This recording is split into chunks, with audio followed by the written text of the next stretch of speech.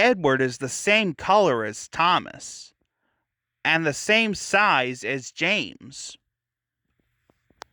He can pull coaches and push freight cars.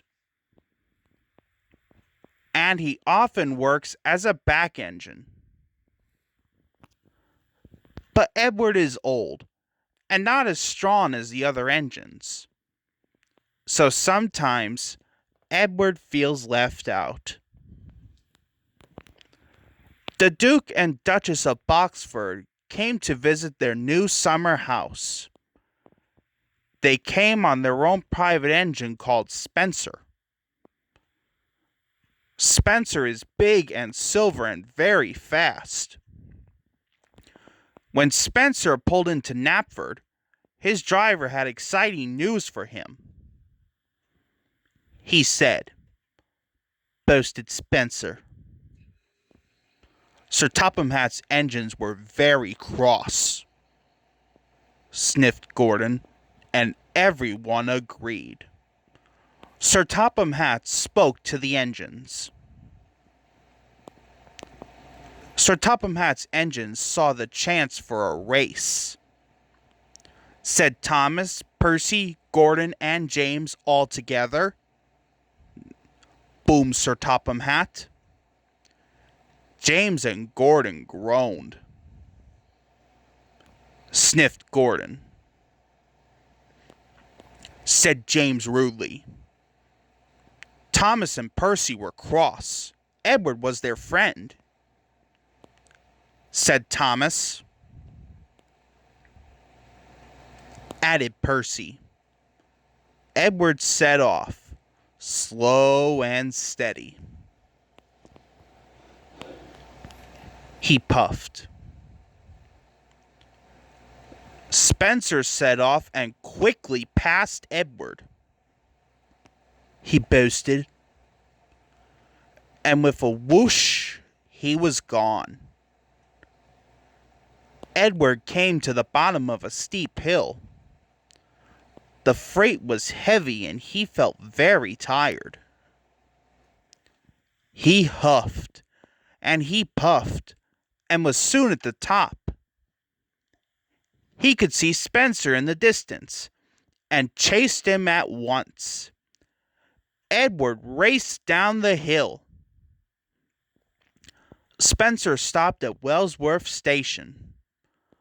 The Duke and Duchess wanted to buy some tea and cakes from the refreshment lady. Edward teetered into view. Laughed Spencer.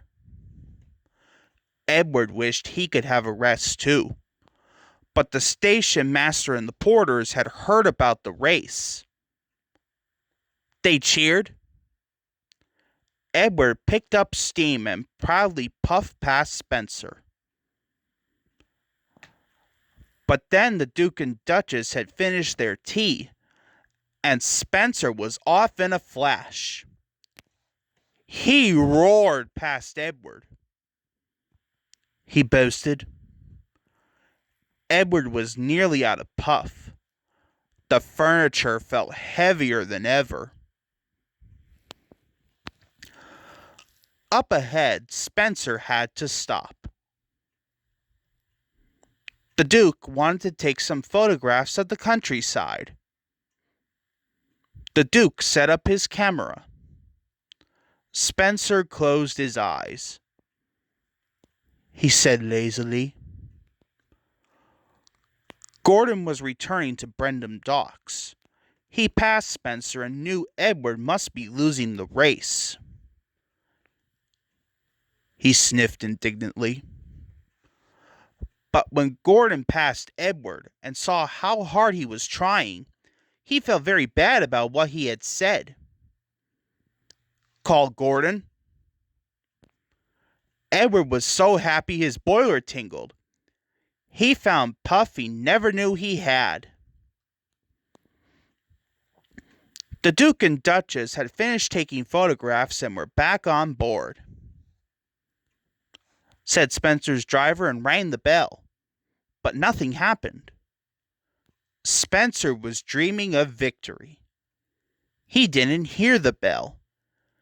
and he didn't hear Edward puffing past him. Spencer's driver rang the bell again. When Spencer finally opened his eyes, he could see Edward heading towards the summer house. He gasped. Spencer took off as fast as he could. But as he reached the siding, his driver ordered him to slow down. He said, Spencer had no choice. He had to slow down. And he trundled slowly down the siding. With every click and every clack, he knew he had lost the race. Edward puffed towards the summer house. He gasped. Edward felt like a really useful engine. He cheered loudly. Edward felt like the pride of the Sodor Railway. And he was right.